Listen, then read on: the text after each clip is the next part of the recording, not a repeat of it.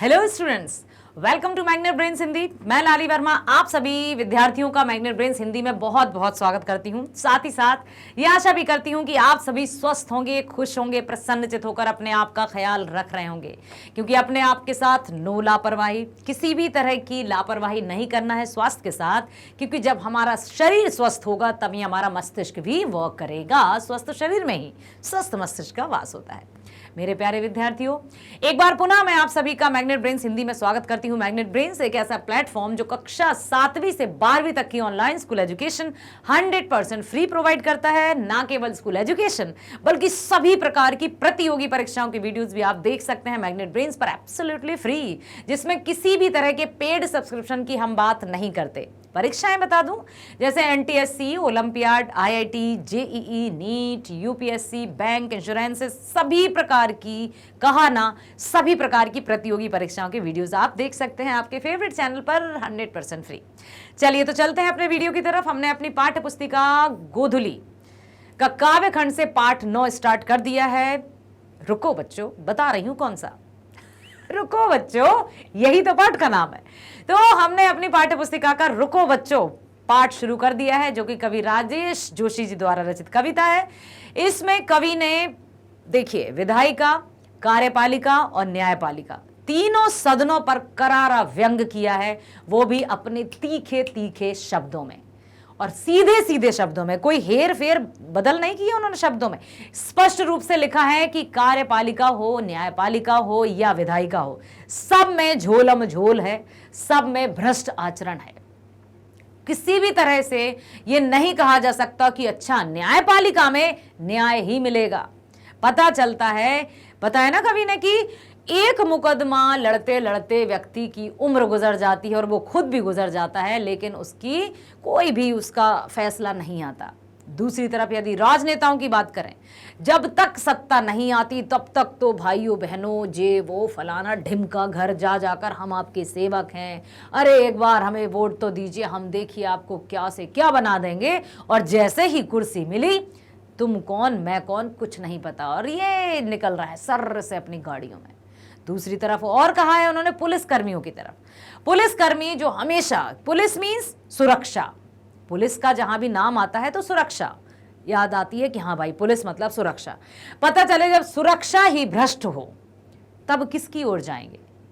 चाहती हुते गुहार जितहिते उतते धार वही, अर्थात जहां कोई याचक जाएगा या जहां पर सुरक्षा की गुहार लगाने जाएंगे वो स्वयं ही भ्रष्ट होंगे, तो फिर पब्लिक किसके पास जाएगी भाई।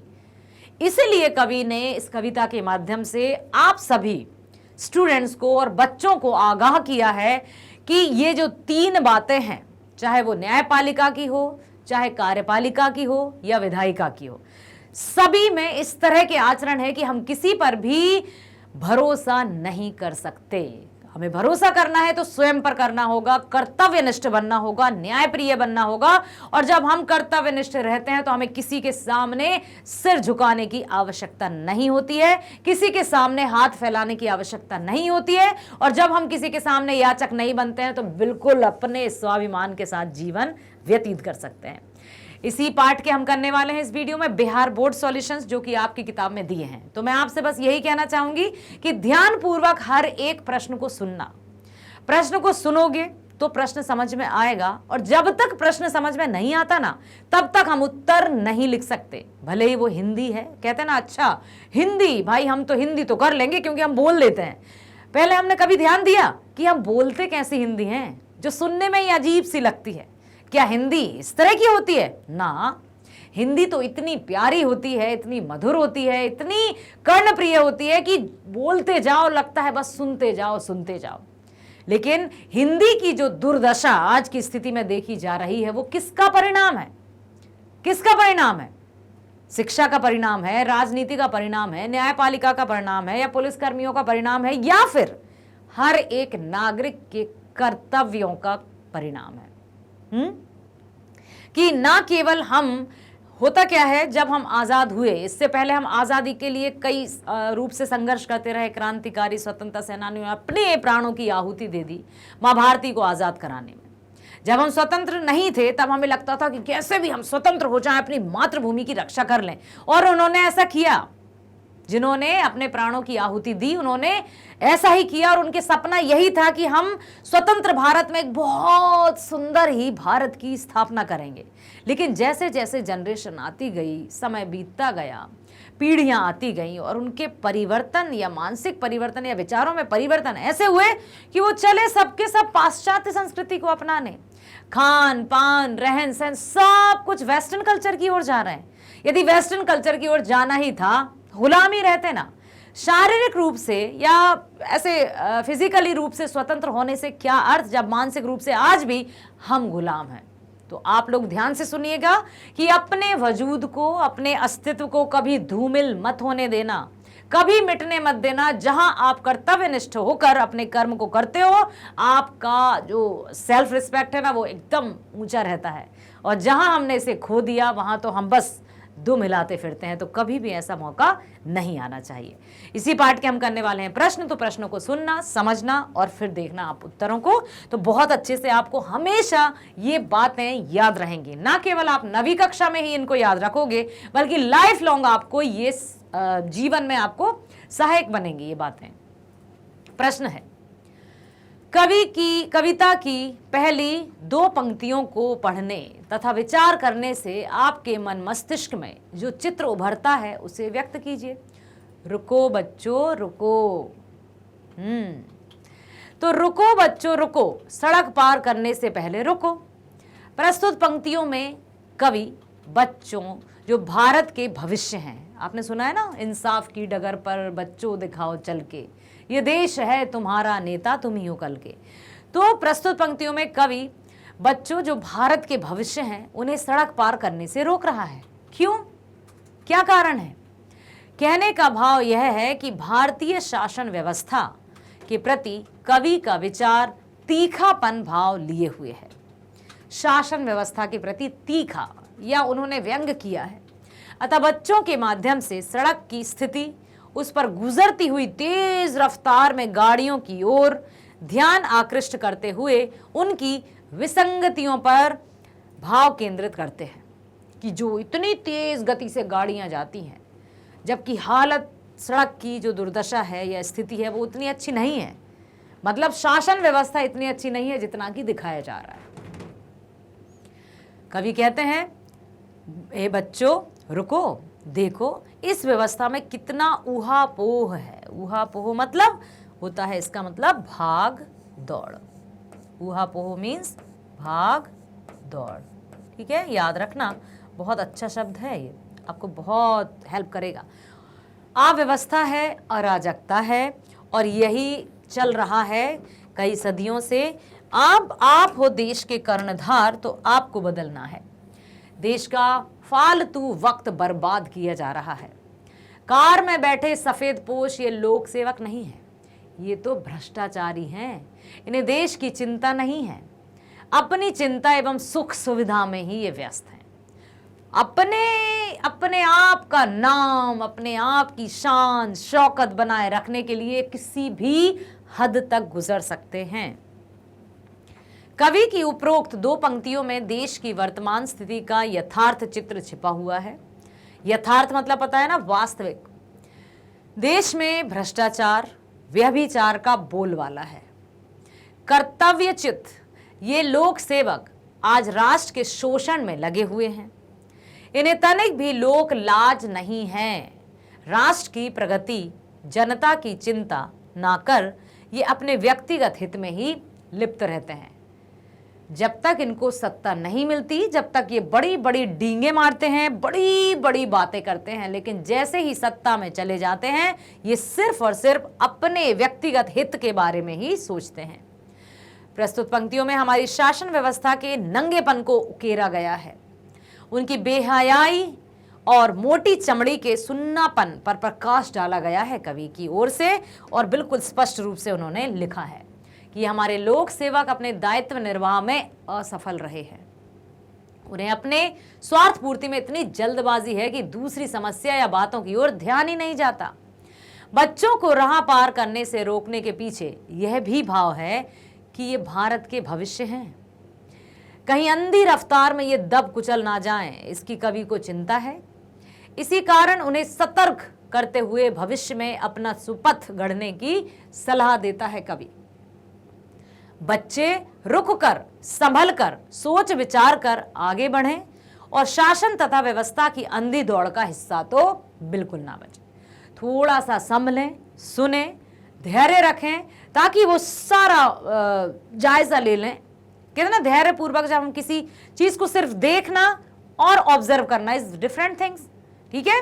इसी तरह से भाग दौड़ में हमें शामिल नहीं होना है, आराम से हर एक चीज का हमें देखना है, तब जाकर आगे बढ़ना है। जिस प्रकार आज के सेवक अपनी कर्तव्य निष्ठता को भूल गए हैं, ये बच्चे कल अपने भी जीवन में ऐसी ही भूलें नहीं करें। ये एक सच्चे नागरिक और लोक सेवक की भूमिका अदा करें। यही सीख कवि भारतीय बच्चों को अपनी कविता के द्वारा देना चाहते हैं। इसलिए उन्होंने कहा है, रुको बच्चों रुको, सड़क पार करते हुए थोड़ा रुको। अब यहां पर मैं आपसे एक बात कहना चाहती हूं कि जो आपको लगता होगा बाप रे इतना बड़ा उत्तर नहीं है, उसको समझो। समझकर आप जब अच्छे से अपने शब्दों में लिखोगे तब आपको समझ में आ जाएगा कि यदि इतना ही होता ना तो आप सोचते अरे, तो फिर आप रटते उसको। चलो एक लाइन पढ़ ली, 2 लाइन, 2 लाइन याद हो गई, बस तीसरी कर रहा हूं, चौथी कर रहा हूं, एज इट इज आप कॉपी करते। अब ये है अंडरस्टैंडिंग लेवल, है ना, समझने योग्य, तो आप समझोगे और फिर लिखोगे। अगला प्रश्न है, उस अफसर को कहीं पहुंचने की कोई जल्दी नहीं है, वो बाहर है, यह तो कभी कभी इसके बाद भी पहुंचता है अपने विभाग में। कवि यह कहकर व्यवस्था की किन खामियों को बताना चाहता है? तो प्रस्तुत पंक्तियों में कवि भारतीय लोक व्यवस्था के बिगड़े हुए रूप को चित्रित करते हुए तीखा व्यंग करता है। कवि कहता है कि आजादी के बाद हमारी शासन प्रणाली में खामियां ही खामियां दिखाई पड़ती हैं। जो जिस विभाग में बड़े पद पर पद स्थापित अफसर हैं, उन्हें अपने कर्तव्य का ज्ञान ही नहीं है। वे अपने कर्तव्य पद से च्युत हो गए हैं, मतलब पूरी तरह से विमुख कर्तव्य पद से विमुख हो गए हैं। विमुख मतलब मुंह मोड़ लिया है उन्होंने, विमुख, ठीक। समय पर कार्यालय नहीं पहुंचते हैं, कभी भी 12 बजे के पर्व या कार्यस्थल पर नहीं पहुंचते। इनकी लापरवाही और कर्ता से सारा देश अराजक स्थिति में जीने को भी विवश है। प्रगति के सारे कार्यक्रम ठप्प हैं। विकास की जगह भ्रष्टाचार का बोलबाला है। इनकी टेबल पर रखी हुई काम की फाइलें धूल फांक रही हैं। कार्य निष्पादन में दिनों, महीनों, बरसों लग जाते हैं। धीमी गति की इनकी कार्यशैली से राष्ट्र पतन की ओर जा रहा है। आखिर सिर्फ और सिर्फ अपनी जेब भरने में ही यदि लगे रहेंगे तो कार्य किस तरह से करेंगे? और जब कार्य ही सही रूप से नहीं होगा तो देश का विकास कैसे होगा? ठीक, इन्हें लोक लाज भी नहीं है। ये बेशर्मी लोग रात दिन अपना व्यक्तिगत हित में निमग्न है।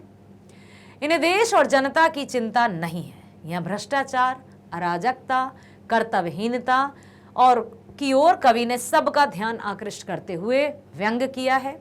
आज पूरी नौकरशाही आखंड भ्रष्टाचार में डूबी हुई है। देश और जनता निराशा के साए में जी रही है। देश संक्रमण काल से गुजर रहा है। इसलिए उन्होंने कहा है, आजादी के पूर्व लोगों का जो सपना था वह आज चूर चूर हो गया है। अफसर की शान बान के आगे जनता बौनी हुई है। जनता के श्रम और उसकी गाढ़ी कमाई पर ये नेता अफसर गुलछर्रे उड़ा रहे हैं। ईमानदारी और नैतिकता की जरा भी परवाह नहीं है।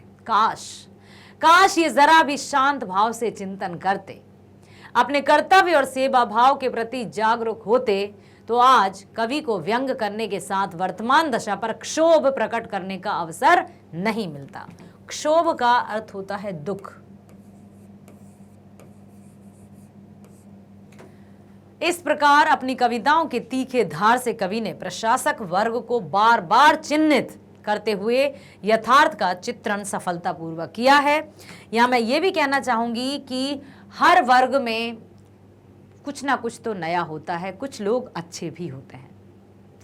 अगला प्रश्न है, न्याय व्यवस्था पर कवि के द्वारा की गई टिप्पणी पर आपकी प्रतिक्रिया क्या है, लिखें। रुको बच्चों शीर्षक कविता में राजेश जोशी जी ने न्याय व्यवस्था पर करारी चोट की है। भारतीय न्यायपालिका का जो चित्र है वह काफी दुखद और चिंतनीय है। कवि कहते हैं, रुको बच्चों रुको, उस न्यायाधीश की कार को निकल जाने दो। किसकी हिम्मत जो इन न्यायाधीश से प्रश्न कर सके कि जितनी तेज रफ्तार से आप कार चला रहे उतनी रफ्तार से न्याय कार्य क्यों नहीं करते। जनता के बीच नारा उछाला जाता है कि न्याय में देरी होने से असंतोष बढ़ता है, जबकि न्याय व्यवस्था ठीक उसके उल्टे होती है। यहाँ केवल बोलने के लिए नारा या सेमिनार चाहे भाषण में जोर जोर से उछाला जाता है, जबकि प्रयोग में उसे अमली जामा नहीं पहनाया जाता, मतलब उसका इम्प्लीमेंटेशन नहीं किया जाता। निचली अदालत से लेकर ऊपरी अदालत तक न्याय के लिए मनुष्य चक्कर काटते काटते थक जाता है और फिर उससे राहत नहीं मिलती। भारतीय अदालत में वर्षों से लंबित अनेक मुकदमे पड़े हैं जिन्हें न्याय की प्रतीक्षा है, लेकिन क्या यह संभव है?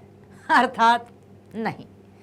भारतीय न्यायपालिका का स्वरूप विकृत हो चुका है। इसी कारण राजेश जोशी ने अपनी व्यंग्यात्मक कविताओं में उनके यथार्थ स्वरूप का चित्रण किया है। भारतीय न्यायपालिका न्याय करने में काफी देरी करती है। पैसे, पैरवी और शक्ति का अपव्यय सदैव होता रहा है। आम आदमी को न्याय नहीं मिल पाता। देश में भ्रष्टाचार की जड़ें काफी गहराई तक जम चुकी हैं, फिर भी कोई उपाय नहीं है कि उसे सभी निजात पा सकें। छुटकारा, निजात मतलब छुटकारा, निजात का अर्थ होता है छुटकारा, ठीक है। इस प्रकार न्यायपालिका के पक्ष पर स्पष्ट चिंतन करते हुए राजेश जोशी ने उनके सही और विकृत चेहरे को चित्रित किया है, जिससे न्याय की कहीं भी गुंजाइश नहीं। न्यायपालिका त्वरित गति से न्याय दिलाने में असमर्थ है। आम आदमी का कोई महत्व नहीं, लोकतंत्र के लिए खतरनाक संकेत है। न्यायपालिका द्वारा न्याय निष्पादन में विलंब का होना। राजेश जोशी जी ने अपनी व्यंग्यात्मक कविताओं के द्वारा लोकतांत्रिक व्यवस्था के कुरूप चेहरे को चित्रित कर सबको सावधान किया है। अगला प्रश्न है, तेज चाल से चलना किसके प्रशिक्षण का हिस्सा है और क्यों?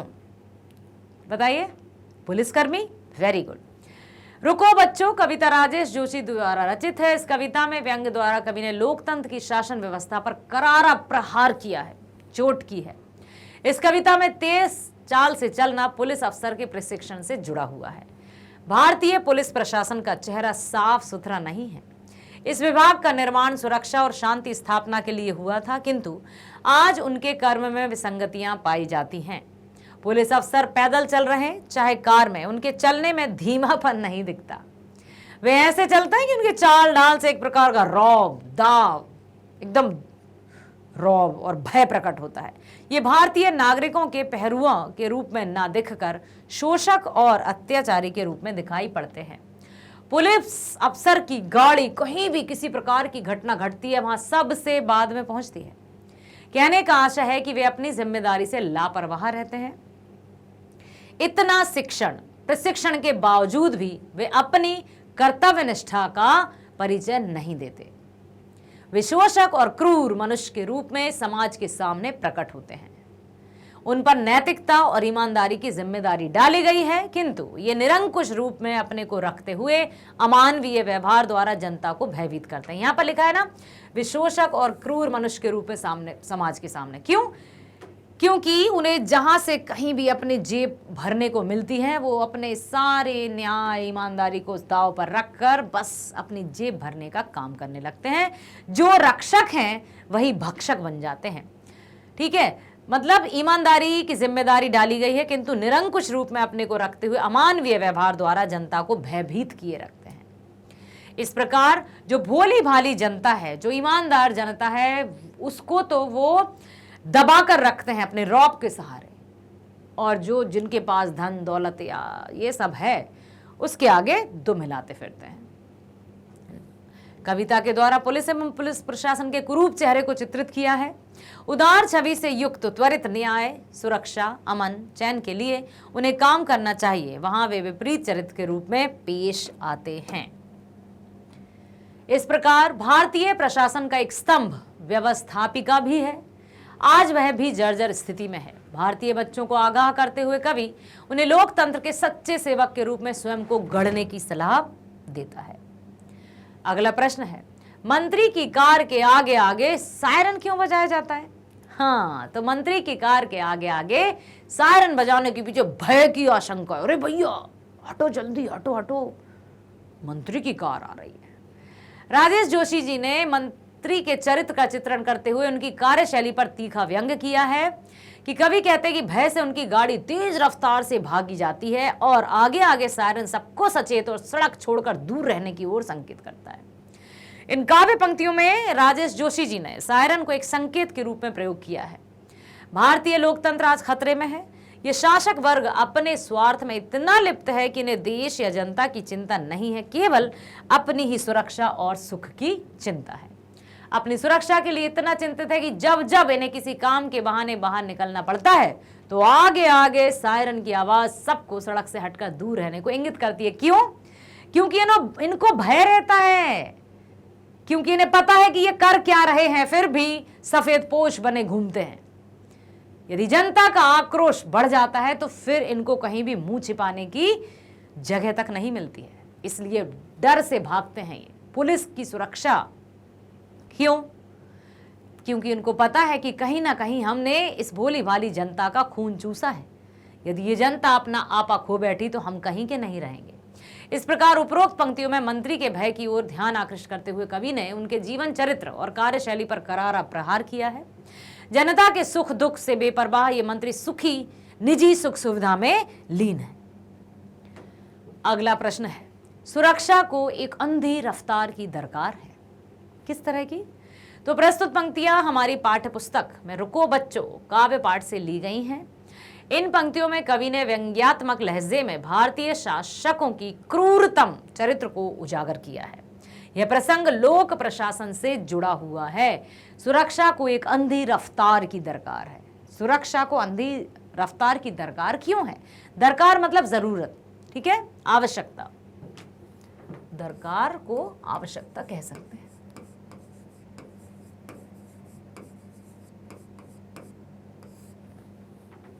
प्रस्तुत पंक्तियों के द्वारा कवि कहना चाहते हैं कि आज के मंत्री रूपी शासक अपने स्वार्थ में इतने अंधे हो जाते हैं कि तेज रफ्तार से चलती इनकी कार के पीछे कब कौन आ जाएगा और अनर्थ हो जाएगा, इनका इन्हें ख्याल ही नहीं है। कवि के कहने का मूल भाव यह भी है कि भावी पीढ़ी के लिए इनके हृदय में ना तो संवेदना है और ना ही ममता। उनकी प्रगति के लिए ना कोई योजना है, ना कोई प्रगतिशील विचार, कि राष्ट्रहित की इन्हें कोई चिंता ही नहीं। इसलिए कवि भारत के भविष्य, आज के जो बच्चे हैं, उन्हें सचेत करते हुए कहते हैं कि तुम अपने कर्तव्य पथ से विचलित मत होना, तुम अपने कर्तव्य पथ पर ही चलना, क्योंकि आगे आने वाले समाज की जिम्मेदारी तुम्हारे मजबूत कंधों पर होगी।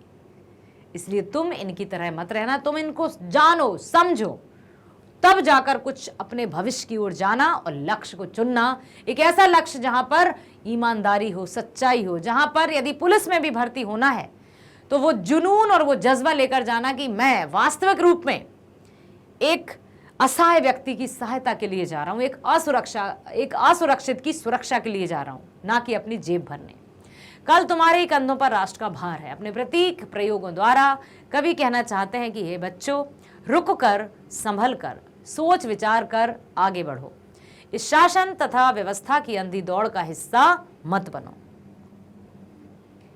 अगला प्रश्न है, कई बार तो पेशी दर पेशी, चक्कर पर चक्कर काटते ऊपर की अदालत तक पहुंच जाता है आदमी, लेकिन फिर भी उसे कोई न्याय नहीं मिलता।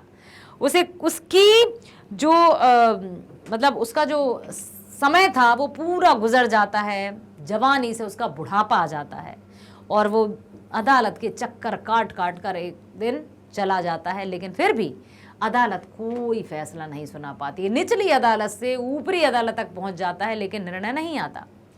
रुको बच्चों काव्य पाठ से उपरोक्त पंक्तियां ली गई हैं। इनका प्रसंग भारतीय न्यायपालिका से जुड़ा है। प्रस्तुत कविता की पंक्तियों में राजेश जोशी जी ने न्यायपालिका की धीमी गति के न्याय और निरंकुश व्यवहार पर तीखा व्यंग्य किया है। देखो, न्यायपालिका की गति बहुत धीमी है, लेकिन जब न्यायाधीश की कार जाएगी तो वो बहुत तेज जाएगी। क्यों भाई? क्या है? सिर्फ दिखाने के लिए। कवि अपनी भावनाओं को कविता के द्वारा प्रकट करते हुए कहते हैं कि भारतीय न्यायपालिका की स्थिति भी चिंतनीय है। कई बार आम आदमी न्याय पाने के लिए निचली अदालत से लेकर ऊपरी अदालत तक जीवन भर चक्कर काटता रह जाता है, लेकिन उसे समय अनुकूल न्याय नहीं मिल पाता। कवि अत्यंत दुखी भी है ऐसी अराजक व्यवस्था से कि आखिर ऐसा क्यों है। न्याय में त्वरित गति होनी चाहिए, वहीं दीर्घ सूत्रता दिखाई पड़ती है। न्याय काफी विलंब से मिलता है, कभी कभी निराशा भी हाथ लगती है। इस प्रकार हमारी न्याय व्यवस्था एकदम लाचार स्थिति में है। पैसा और पैरवी का भी बोलबाला है। न्याय का पुजारी न्याय कर पाने में असमर्थ है, वह भी भ्रष्टाचार में लिप्त है। उसके चरित्र में भी कई प्रकार की विसंगतियां और दृष्टिगत होती हैं। इसलिए अपने आप को संभालो, अच्छे से अच्छी शिक्षा प्राप्त करो, अपने आप को एक संबल प्रदान करो, अपने पौरुष को पहचानो, अपने अंदर की जो क्षमता है उसको पहचानो और अपने बलबूते पर अपनी पहचान निर्मित करो, ताकि भविष्य में किसी के भी आगे हाथ फैलाने की नौबत ना आए। अपने न्यायाधीश आप स्वयं बनो, किसी के भी सामने गिड़गिड़ाने की आवश्यकता ना आए। अगला प्रश्न पढ़ते हैं। लेकिन नारा लगाने या सेमिनारों में बोलने के लिए होते हैं ऐसे वाक्य। कौन से वाक्य? उदाहरण देकर बताइए। न्याय में देरी न्याय की अवहेलना है। नारा से देश गुंजायमान हो उठता है, किंतु कहीं भी इसे व्यवहारिक रूप में हम नहीं देख पाते हैं। न्याय में देरी न्याय की अवहेलना है। पता चलता है वही मुकदमा चलते चलते देरी नहीं, कुछ घंटे नहीं, कुछ दिन नहीं, कुछ महीने नहीं, कुछ सालों बाद भी उस न्याय को फैसला नहीं मिलता है।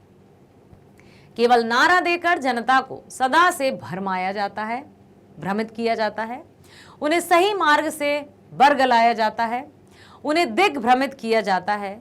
सही रूप से न्याय शीघ्र उन्हें समय अनुकूल नहीं मिल पाता। जीवन भर निचली अदालत से लेकर ऊपरी अदालत तक वे दौड़ते दौड़ते थक जाते हैं। एक युवक बुढ़ापे की ओर कदम रख जाता है, लेकिन उसे न्याय नहीं मिलता। आखिर फिर भी इनकी कारें, इनकी गाड़ियां जब सड़क से चलेंगी तो इतनी तेज रफ्तार में जैसे इन्हें काम करने की जल्दी हो। लेकिन यदि काम करने या वास्तविक रूप में ये कार्य कर रहे होते, समय का सही उपयोग कर रहे होते, तो मुकदमा या फैसला आने में इतना समय तो नहीं लगता कि किसी व्यक्ति की उम्र युवक से वो बूढ़ा ही हो जाए और उसे फिर भी फैसला नहीं मिला हो। अदालत से लेकर ऊपरी अदालत तक वे दौड़ते दौड़ते थक जाते हैं, फिर भी न्याय सुलभ नहीं हो पाता। भारतीय जनता की स्थिति अत्यंत ही दुखद है। आखिर ऐसी स्थिति क्यों है? इसलिए बच्चों रुको, देखो, इन सब की ओर अपनी पैनी नजरों से देखो और जानो और समझो, ताकि आप इनके कार्य से भली भांति परिचित हो सको और ऐसी विसंगतियों से अपने आप को दूर रख सको। ठीक है। भारतीय लोक व्यवस्था में ऐसे लुभावने नारे केवल सेमिनारों चाहे भाषणों में प्रयोग किए जाते हैं, किंतु जीवन में उन्हें व्यवहारिक रूप में प्रस्तुत या प्रयोग नहीं किया जाता। इस प्रकार इन नारों का मूल्य ही नहीं रह जाता, क्योंकि वे तो सिर्फ भरमाने के लिए होते हैं। इन्हें जमीन पर यथार्थ रूप में कभी नहीं उतारा जाता। लंबी लंबी बातें करना, डींगे मारना, ये सब काम है। यही विडंबना है हमारी भारतीय न्याय व्यवस्था की। न्याय में देरी, न्याय की अवहेलना जैसे नारे को केवल कहने से उसकी सार्थकता सिद्ध नहीं होती। जब तक उसे मूर्त रूप देकर जीवन के क्षेत्र में व्यवहारिक रूप में प्रयोग नहीं किया जाता, लंबी लंबी बातें देना बिल्कुल व्यर्थ है। इसलिए बड़ी बड़ी बातें करने से अच्छा है कि छोटी छोटी बातों को समझकर उन पर अमल करना। भारतीय लोक व्यवस्था में ऐसे लुभावने नारे केवल सेमिनारों चाहे भाषणों में प्रयोग किए जाते हैं, किंतु जीवन में उन्हें व्यवहारिक रूप में प्रस्तुत या प्रयोग नहीं किया जाता। इस प्रकार इन नारों का मूल्य नहीं रह जाता, क्योंकि ये भरमाने के लिए ही हैं।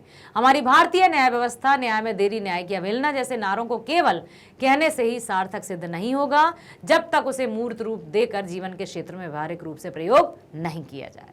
ठीक है, अर्थात कथनी और करनी में समानता होनी चाहिए।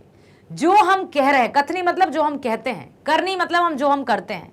तो अक्सर ऐसे ही व्यक्तियों की बातों का लोग अनुसरण करते हैं जिनकी कथनी और करनी एक होती है।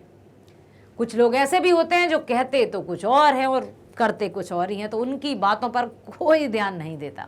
बड़ी बड़ी बातें करना, अरे भाई नियमित रूप से अपनी दिनचर्या बनाओ, अच्छा खाओ, अच्छा पियो, अच्छे शब्दों का प्रयोग करो, और पता चले जब उनका आचरण दिख गया तो ओह छी जैसा, कौन सुनेगा उनकी बात। तो जैसी आपकी कथनी होगी, यदि वैसी ही आपकी करनी है, तो आपको किसी से कहने की आवश्यकता नहीं है कि मेरी बात मानो, सच्ची कह रहा हूं, मेरी बात मानो, मैं सही कह रहा हूं, नहीं है आवश्यकता, दिखाई देगा। चलते हैं अगले प्रश्न की ओर। घटना स्थल पर बाद में कौन पहुंचता है और क्यों? तो रुको बच्चों, पाठ से ये पंक्तियां ली गई हैं। उन पंक्तियों में राजेश जोशी जी ने पुलिस अफसर के चरित्र को उद्घाटित किया है कि जो अक्सर रौब में रहते हैं, जो अक्सर अपना दबाव बना के रखते हैं, जिनकी गाड़ियां भी तेज भागती हैं, चलते भी तेज हैं, लेकिन जब जहां पहुंचना चाहिए सबसे देरी से यही पहुंचते हैं। पुलिस अफसर अपने व्यवहार में क्रूरतम एवं शोषक का रूप प्रकट करते हैं। भयभीत मतलब डरते हैं। जब हम भी बच्चे थे ना, कहीं पुलिस की वर्दी में, अरे पुलिस आ रही है, भाग चलो, क्या पता क्यों डर लगता था पहले। मतलब यदि छोटे छोटे बच्चे, जैसे दशहरे में कहीं दुर्गा अष्टमी पर हम गए हैं, छोटे मतलब अपने ही बचपन की बात बता रही, ये कोई पुलिस अफसर आ गया तो डर लगता था।